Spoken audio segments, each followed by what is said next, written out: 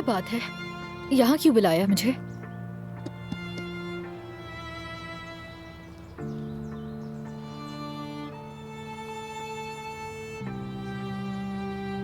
कल तुमने जो कहा बिल्कुल ठीक कहा था।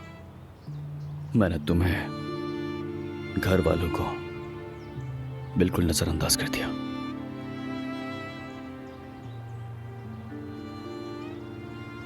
सिर्फ इसलिए कि मैं बाबा की तरह नहीं बनना चाहता था।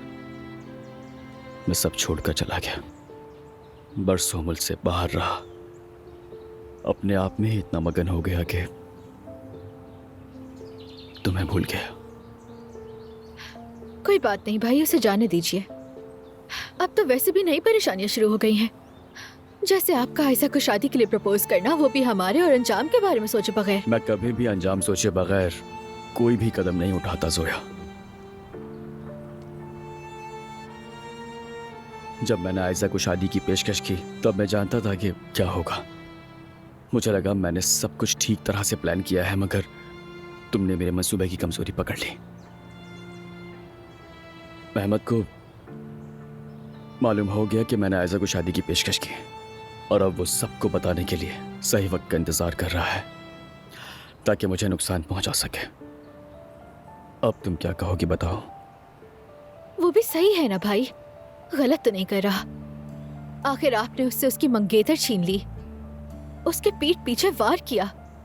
आप दोनों तो एक दूसरे से मोहब्बत करते थे, है ना? साथ बड़े हुए, फिर ये सब कैसे बदल गया? आप लोग ऐसे क्यों हो गए? इंसान का असल किरदार तब सामने आता है जब उसकी जिंदगी में सब ठीक नहीं चल रहा होता, और जब किसी चीज को खो देता है या जब उसे वो नहीं मिलता जिसे वो चाहता है। क्या मजाक कर रहे हैं भाई? हाँ, ये सब बातें आप कर रहे हैं जिसने उसकी मंगेतर छीनी। ये सब बातें उसको कहनी थी आपको। देखो जोया, कुछ बातें ऐसी हैं जो तुम नहीं जानती हो। मैं आयशा को बहुत साल पहले से जानता था। उस वक्त अहमद का नामो निशान ही नहीं था। मैं और आयशा एक दूसरे से कप्पादोकिया में मिले थे। यानी भाई, ये वही लड़की है जिसका आप बरसों पहले कप्पादोकिया में इंतजार कर रहे थे? ये वही आयशा है? हाँ बिल्कुल वही है। ये कैसे हो सकता है भाई? कैसा इत्तेफाक है ये? हाँ, मुझे नहीं मालूम, मगर इतना जरूर जानता हूं कि मैं और आयशा बहुत पहले मिले थे। महमद ने आयशा को बाबा की बीमारी का बहाना बनाकर धमकाया और उसे शादी पर जोर दिया। मैं ऐसा नहीं होने दे सकता था। सोया देखो, मैंने आयशा के सामने अपनी मोहब्बत रखी और उसने कबूल कर ली, और आज हम दोनों शादी कर रहे हैं। क्या? मेरे पास और कोई रास्ता नहीं।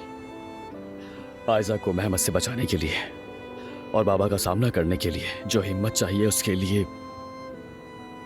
हमें फौरन ही शादी करनी होगी। भाई, क्या आप पागल हो गए हैं? कल मैंने आपसे इतनी बातें की, सारी बेकार गई। देखें, हमारे बाबा हार्ट पेशेंट हैं। इसके अलावा बहुत सारी बीमारियां भी हैं उन्हें। खुदा ना करे अगर उन्हें कुछ हो गया तो। परेशान मत हो, कुछ भी नहीं होगा। मैंने सब कुछ सोच लिया है, यहाँ तक कि बाबा के डॉक्टर से भी बात कर ली है। बस अब तुम्हें मेरा एक काम करना होगा।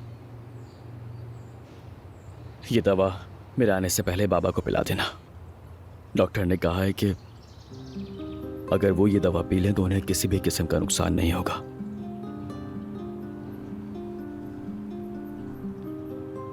और अगर भाई इन दवाइयों ने काम नहीं किया तो? अगर कुछ गलत हो गया तो? क्या इस बारे में भी सोचा है आपने? नहीं सोचा ना? भाई एक बात बताएं मुझे, क्या आयशा बाबा से ज्यादा कीमती है आपके लिए? किसी भी इंसान को किसी से कंपेयर नहीं किया जा सकता, क्योंकि हर इंसान की अपनी एक अहमियत होती है जो कि हमें उसी वक्त डिसाइड करना होता है। चलो अब तुम मुझे बताओ कि तुम अपने भाई के साथ हो या फिर नहीं।